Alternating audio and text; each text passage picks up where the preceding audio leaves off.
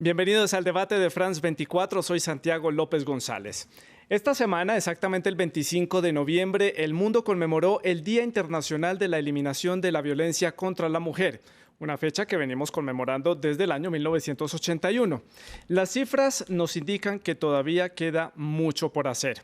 América Latina es la región más letal para las mujeres según las Naciones Unidas. Las desigualdades y la violencia son una realidad diaria que padecen especialmente las mujeres que pertenecen ya sea a colectivos o a grupos minoritarios. Veamos el informe. Las mujeres de América Latina continúan sufriendo múltiples violencias. Cada 2 horas una mujer es asesinada en la región, en lo que se conoce como feminicidios, el homicidio agravado por razones de género. 3.529 mujeres fueron asesinadas durante el 2018, según CEPAL, registrando Centroamérica los niveles más altos de feminicidios. Brasil registra el 40% de estos crímenes en América Latina y en México 9 mujeres son asesinadas cada día. Sin embargo, las alarmantes cifras resultan inconclusas, debido a la tipificación que otorga la ley de cada estado a este delito y a la inexistencia de un organismo que lleve el conteo global.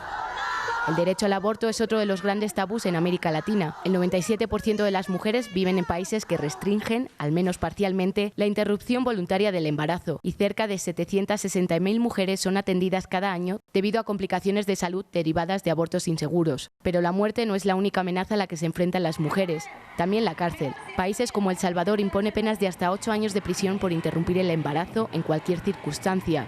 Uno de los casos más sonados durante el 2019 fue el de Evelyn Hernández. La joven pasó más de 3 años en prisión, acusada de homicidio agravado tras sufrir un aborto involuntario y sobre la que recaía una pena de 30 años de prisión. Pero después de una larga lucha judicial, salió absuelta el pasado agosto.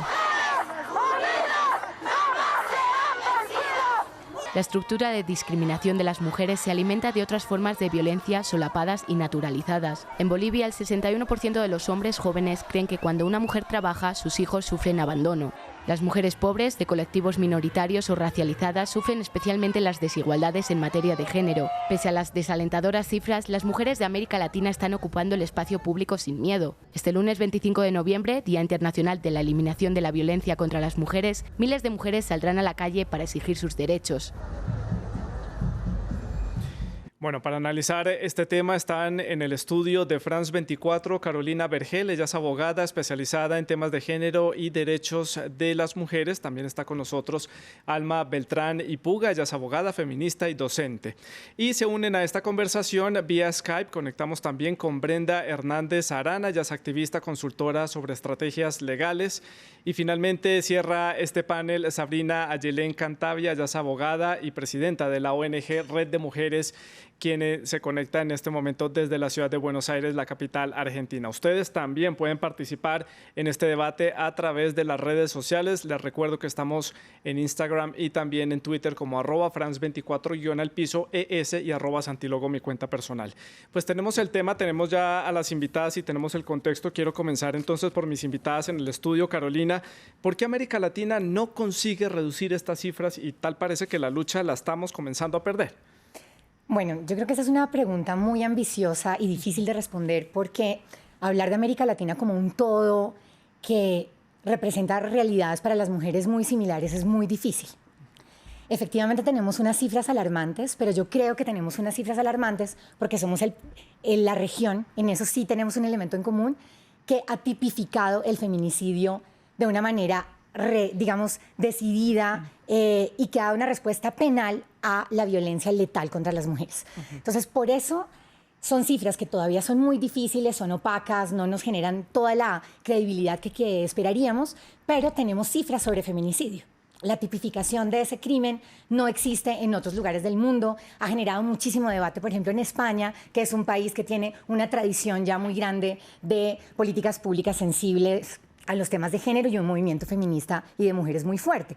Entonces, yo diría que tenemos cifras precisamente porque el movimiento de mujeres y feministas en la región ha logrado, por ejemplo, ese tipo de conquistas en el derecho penal.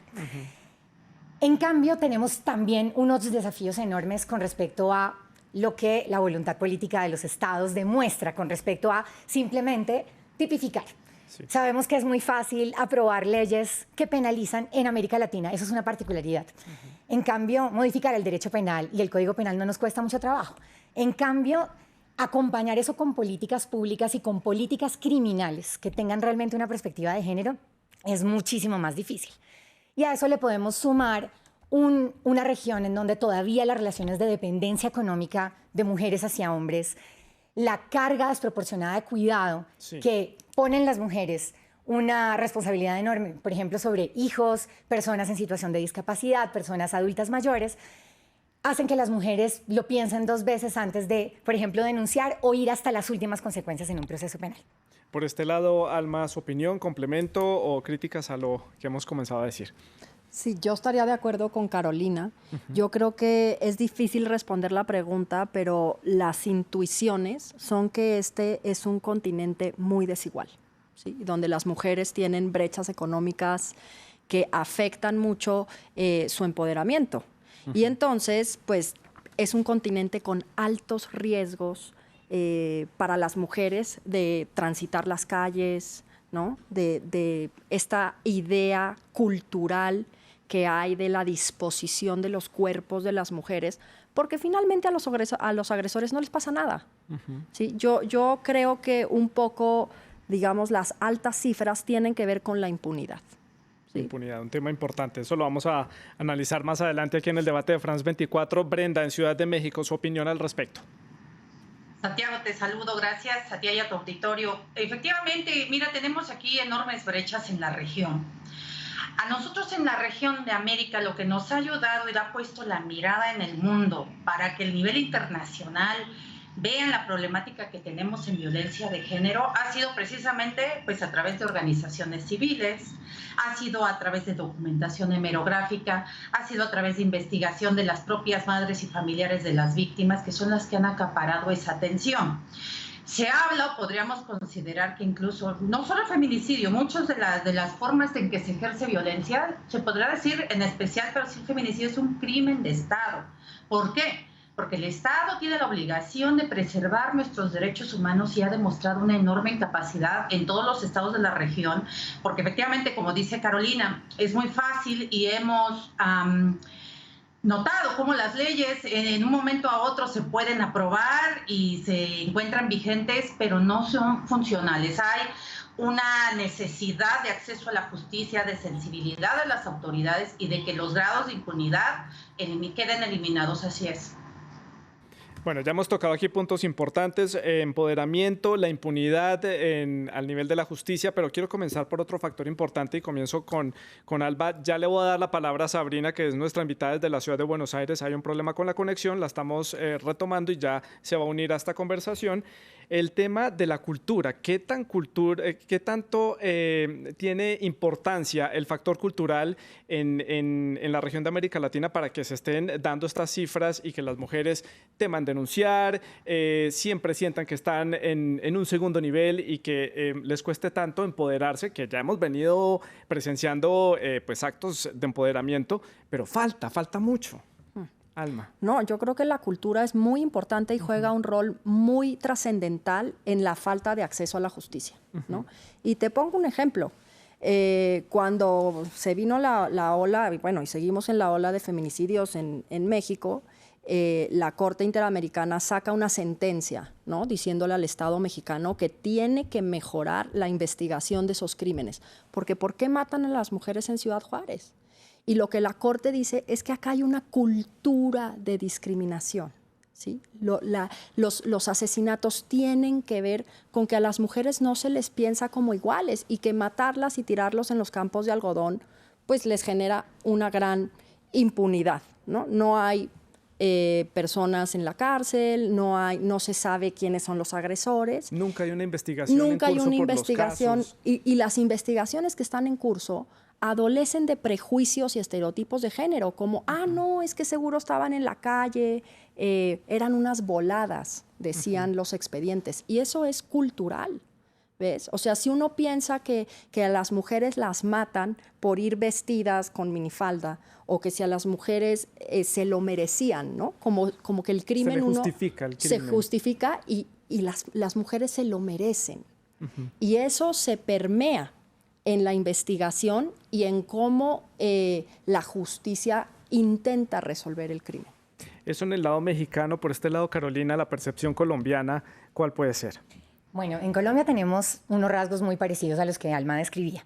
Acá una mujer llega a denunciar cuando ya se atreve a dar ese paso, ¿no? Que ya es un paso enorme, de confiar en el Estado y confiar finalmente en las instituciones, se enfrenta a esa mirada de pruébeme que usted de alguna manera no se buscó esa violencia. Entonces tiene que vencer la idea de que una mujer que es violentada de alguna forma se apartó de las normas del buen comportamiento de las mujeres.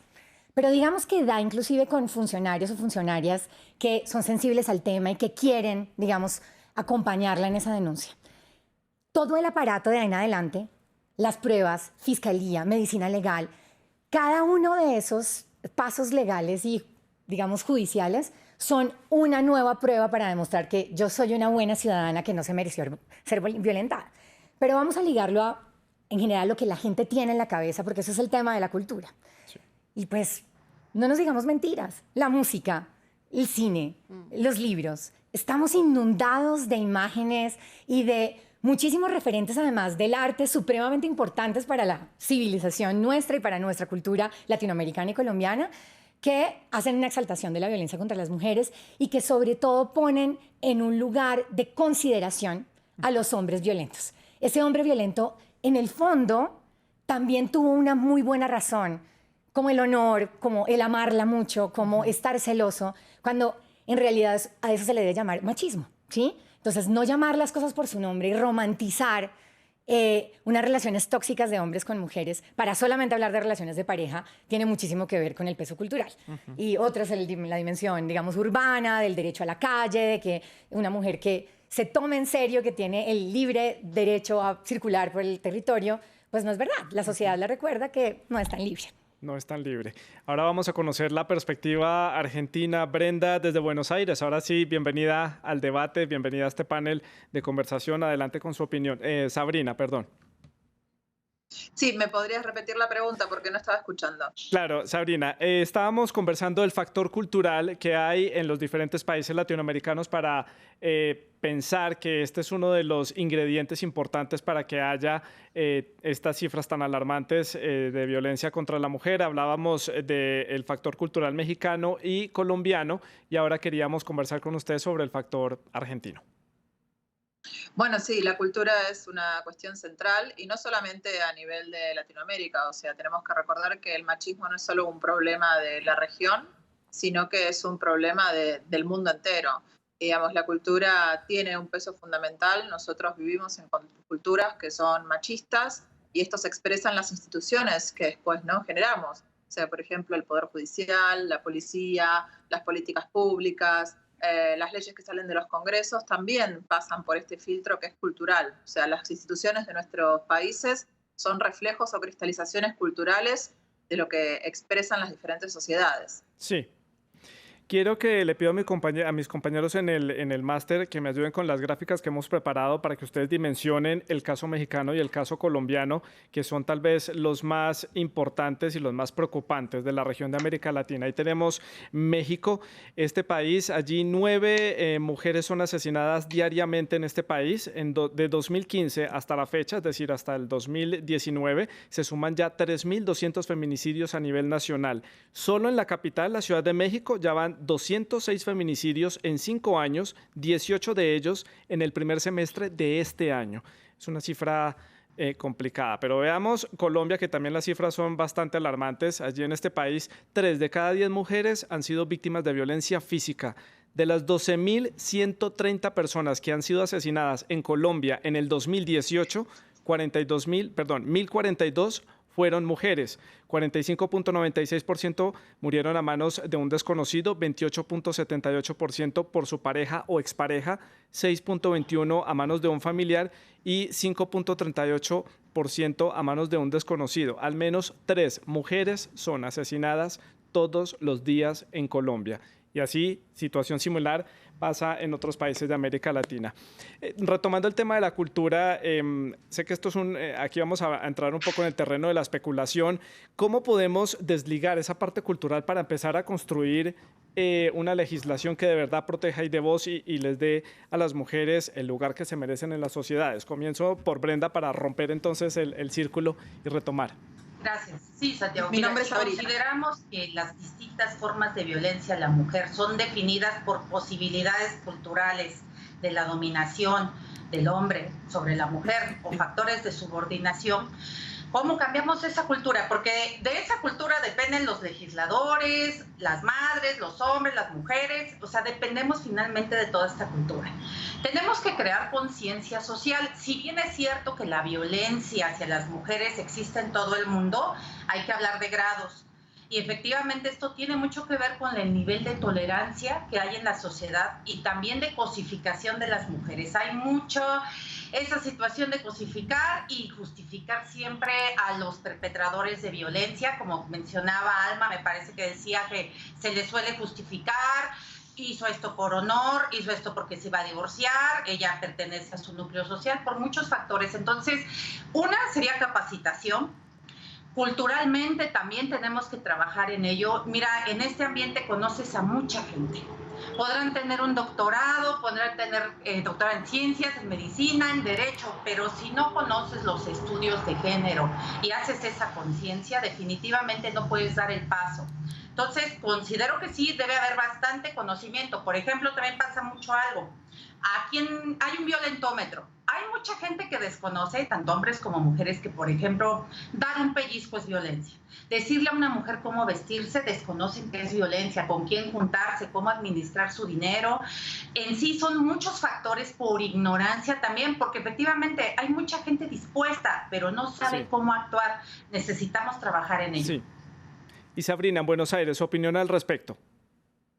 Bueno, primero y principal tenemos que revisar nuestros corpus normativos y ahí vamos a encontrar que hay un montón de normas en el derecho que justamente ponen a las mujeres en una peor posición, ¿no?, en relación con los varones. Por ejemplo, la prohibición del aborto, que es algo muy común en la región, en América Latina es algo muy habitual, es una ley muy injusta que, digamos, básicamente tenemos que pensar que no es lo mismo nacer, criarse y llevar adelante una vida en un país donde vos te sabes libre y con derechos, que hacerlo en un país en el cual vos sabes que en algún momento de tu vida y en relación con tus capacidades reproductivas podés justamente perder tu capacidad de libertad. Entonces eso ya va a llegar a generar un tipo de subjetividad, un tipo de mujer que es despotenciada, o sea, que es privada de sus derechos y sus potencias. Eso por un lado, como un ejemplo, pero podríamos tomar un montón de otros ejemplos en nuestras legislaciones que justamente dejan a las mujeres en ese lugar despotenciados. En segundo lugar, desde Argentina nosotros siempre ponemos un hincapié muy fuerte en la necesidad de que haya educación sexual integral en todos los niveles educativos, porque entendemos que ese es el lugar en las diferentes instituciones de educación en el cual a través de saberes científicos y de la reflexión podemos trabajar en contra de la discriminación de sexo y género que es tan habitual en nuestra región. Sí. Carolina, por este lado, su opinión. Bueno, yo no voy a repetir lo que ya dijeron mis colegas, que comparto completamente y creo que se aplica también al escenario colombiano.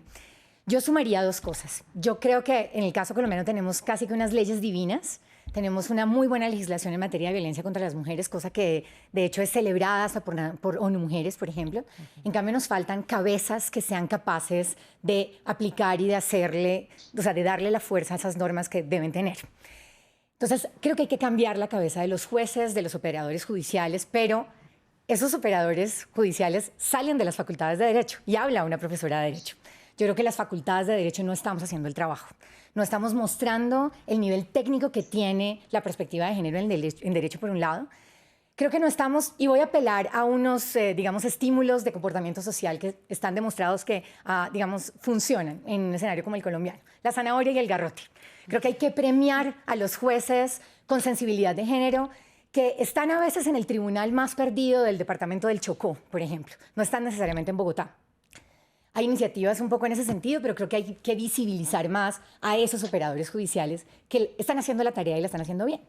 Pero creo, sin duda alguna, que hay que sancionar de manera disciplinaria a los jueces, operadores judiciales, hombres y mujeres, que reproducen esquemas de discriminación en la administración de justicia.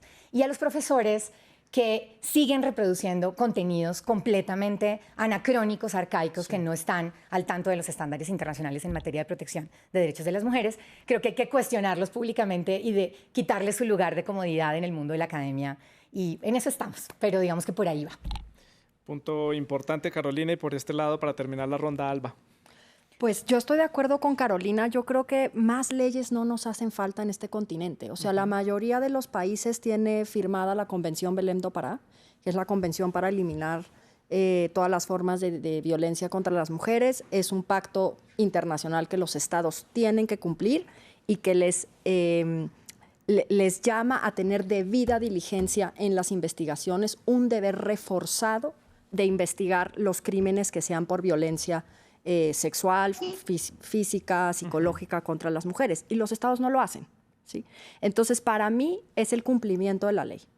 Tienen que los estados ponerse la pila con las medidas de protección. Cuando una mujer llama y está en una situación de peligro, tienen la policía que acudir. O sea, es que eso es lo que hace falta. Implementación, digo, más allá de lo que decía Sabrina, de que hay leyes que están mal porque son discriminatorias, como la ley del aborto. O sea, hay leyes que todavía hay que revisar. Pero en materia de violencia de género, lo que nos hace falta es sensibilidad con los jueces, policías que estén dispuestos a acudir, presupuesto, ¿sí? Presupuesto, plata para que realmente se haya una implementación en el acceso a la justicia, los jueces les paguen bien y puedan hacer mejor su trabajo. Pero entonces, ¿cómo lograr eso? ¿Cómo llegar a esas instancias cuando ya se ha hecho todo tipo de campañas, ya han salido a las calles en todas las capitales y las ciudades de América Latina a exigir más derechos, a pedir más en estas áreas que ustedes están mencionando? ¿Cómo lograr entonces llamar la atención de los gobiernos para que se llegue a estas instancias? Comienzo esta ronda por Sabrina en Buenos Aires. Bueno, creo que el principal desafío que tenemos en este momento, el movimiento de mujeres y feministas, es justamente poder transformar esa movilización social que vos notás que está en las calles en movilización política. Y eso implica que nosotras entremos al gobierno, o sea, que dejemos atrás la segregación que nos deja por fuera de las decisiones de poder y podamos efectivamente ser parte de los gobiernos y tomar decisiones que son claves en política pública y en materia también legislativa y de cómo se tiene que llevar adelante el Poder Judicial. O sea, yo creo que lo que necesitamos es integrarnos justamente al Estado. Mujeres en el Estado integradas en las diferentes instancias gubernamentales. Brenda, en México. Considero, Santiago, que aquí es muy importante. Las causas no son solitarias. Es muy difícil que un rostro, una mujer pueda lograr algo. Entonces, las acciones colectivas fortalecen mucho los alcances y los llamados hacia las autoridades. Eso considero que es un elemento. Otro sería fortalecer las masculinidades de los hombres. Y otro elemento que también yo considero, en este caso, es empoderar a las mujeres que no lo están, no empoderar a las que ya lo están nada más, sino a las que no lo están y seguir actuando de manera colectiva. Y por este lado, Carolina. Bueno, yo soy muy optimista, tal vez porque quiero serlo, pero también porque soy educadora y yo veo que sí están pasando cosas. Creo que generacionalmente se está moviendo. Creo que lo que vimos de la marea verde en Argentina, lo que vimos acá en Colombia el lunes en la marcha es absolutamente emocionante. Yo veo a chicas cada vez más jóvenes que están empoderadas, como lo decían mis colegas. Pero creo que esto no puede seguir siendo simplemente una causa de las mujeres. Nosotras tenemos la primera voz, sin duda alguna. Nadie puede hablar en nuestro lugar, pero esto tiene que ser una causa colectiva, mixta. Los hombres tienen que tener lugar en el movimiento. Yo entiendo esos debates de no estamos pidiendo que un hombre venga a hablar por nosotras, insisto mucho en eso, pero los espacios de militancia, los espacios de activismo y sobre todo los espacios de movilización y de conquistas legislativas judiciales necesariamente deben ser mixtos. Y ahí deben caber las mujeres trans, deben caber todas las orientaciones sexuales y deben caber los hombres, porque los hombres son unos aliados muy importantes del feminismo y a veces no saben muy bien cuál es la voz o qué tipo de solidaridad concreta en los espacios de poder pueden tener. Y creo que en eso todavía tenemos un desafío importante como movimiento. Alba. Pues yo creo que estoy de acuerdo con todo lo anterior que han dicho y creo que también tenemos que plantearnos el problema de la violencia desde otra perspectiva. Por ejemplo, ahora en la Universidad del Rosario estamos haciendo un estudio sobre cuánta plata le cuesta a las empresas tener mujeres violentadas trabajando. ¿Sí? O sea, ¿cuánto pierde un país por las mujeres que sufren violencia, los agresores y los testigos? ¿Ves? Y yo creo que la pregunta económica es muy importante en este tema. La violencia siempre se ve como una cosa social, ¿ves? Pero a los empresarios lo que les preocupa es cuánta plata pierden. Y en estudios donde se ha realizado esta investigación, en Paraguay, en Bolivia, nos hemos dado cuenta de que pierden mucha plata, ¿sí? El fenómeno de la violencia nos hace también perder recursos en la economía. Y yo creo que estos son argumentos que quizá tenemos poco explorados en este tema. Complemento eso que dice Alba con un dato de este estudio presentado por la Organización de Naciones Unidas. La violencia contra las mujeres es una causa de muerte e incapacidad entre mujeres de edad reproductiva tan grave como el cáncer. Es decir, las deja fuera de sus posibilidades de trabajar y, como usted dice, de producir y ser parte de la economía activa de un país por estar incapacitadas o por no poder ir a su trabajo por diferentes motivos. Me llama mucho la atención que tocan un punto acá y es integrar a los hombres. Y bueno, lo digo también pues porque soy uno y me llama la atención que cómo podemos nosotros ayudar y cómo nos podemos integrar en esos movimientos. Alba, comienzo con usted esta ronda. Pues yo creo que el feminismo es ante todo una conversación y una conversación incómoda, ¿sí? O sea, feminista que no incomoda está haciendo mal su trabajo, ¿no? Entonces, yo creo que la conversación con los hombres tiene que ser una conversación que los incomode, en el sentido de tocarles un poco el privilegio, ¿ves? Yo algo que hago en mis clases es intentar, lo que decía Carolina, ¿no? Que los hombres aporten, que hagan un ejercicio de introspección. ¿Qué es lo que significa ser hombre en el siglo XXI? Eso es algo que hay que reflexionar, ¿ves? Como profesoras, en las aulas, con los chicos, que ellos digan, no tienen suficientes espacios para preguntarse si lo están haciendo bien. Y yo los veo con los salones muy temerosos, ¿no? Como inclusive de aportar. ¿Qué voy a decir? Porque ahora quizá la chica me pega, ¿no? O sea, si mi comentario no... Y ellos necesitan hablar en espacios de respeto. Sí. Yo creo que eso es algo muy importante que concuerdo, tenemos que promover más esos espacios. Carolina. Bueno, yo creo que hay una movilización pendiente que yo estoy esperando por parte de padres, de pelearse el cuidado, las responsabilidades, la coparentalidad, de verdad como se han peleado las mujeres la incursión en lo público, ¿sí?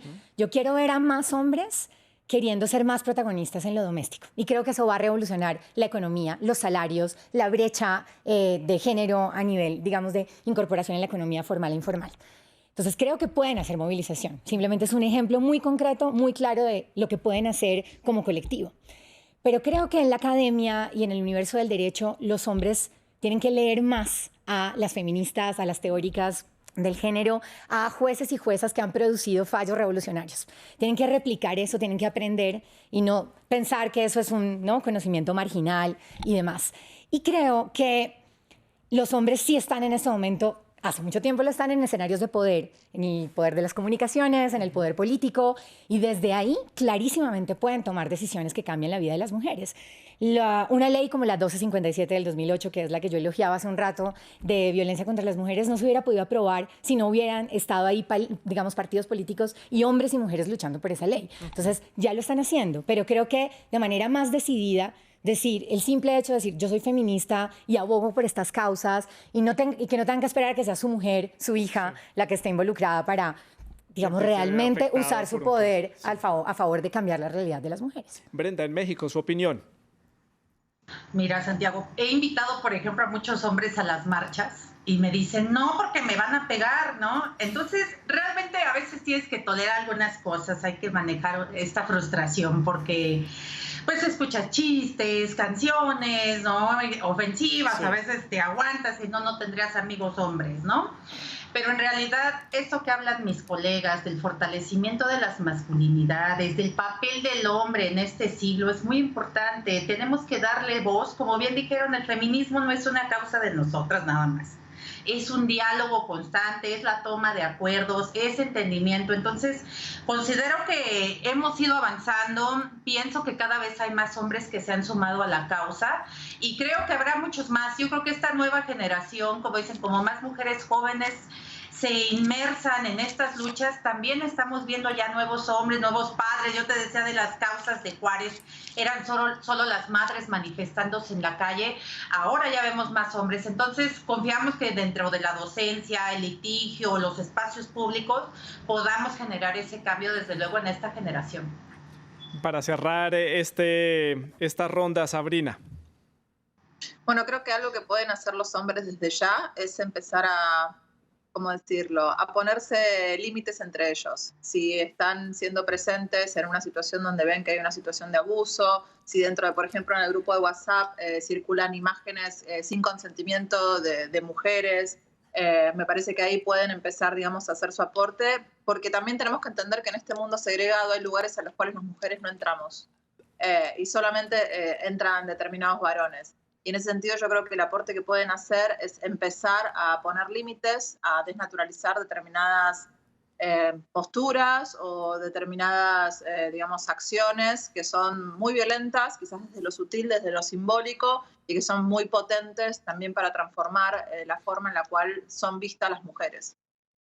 Bueno, me queda poco más de un minuto para hacer las conclusiones. Les pido a cada una que sean muy breves, 20 segundos, porque además tengo que leer comentarios de los televidentes. Carolina, su conclusión final de este debate. Pues yo creo que estamos en un momento de la historia en donde el tema de la violencia contra las mujeres entró en la agenda pública y para quedarse. Y el reto es enorme como sociedad. Tenemos que producir cifras, justicia y políticas a la altura de ese tema. Pero está sobre la mesa y eso ya es una gran conquista. Alma, por este lado. Pues más movilización. Yo creo que la movilización en las calles es una cosa muy importante que se está viendo en América Latina. Desde la marea verde de las argentinas ha tenido como un gran impulso y a mí me encanta salir a marchar. Yo creo que la protesta en muchos casos es la estrategia. La estrategia para llegar. En Buenos Aires, Sabrina. Bueno, yo creo que estamos en un momento bisagra, donde estamos justamente viendo tambalear las bases de un régimen de exclusión social que fue hegemónico durante muchísimos años. Y creo que la conclusión es que hay que seguir para adelante, aunque quizás no lleguemos a cruzar esa puerta, ¿no?, de esa bisagra que se está abriendo, tenemos el compromiso histórico, político y social de seguir empujando para que esto avance. Brenda, en México. Definitivamente seguir apostando a políticas públicas incluyentes, voluntad política también, mayores infraestructuras para llevar a cabo toda esta operación de las leyes tan maravillosas que tenemos, sean una realidad y que estos derechos de las mujeres no estén solo en un papel, que sean realmente efectivos y justiciables.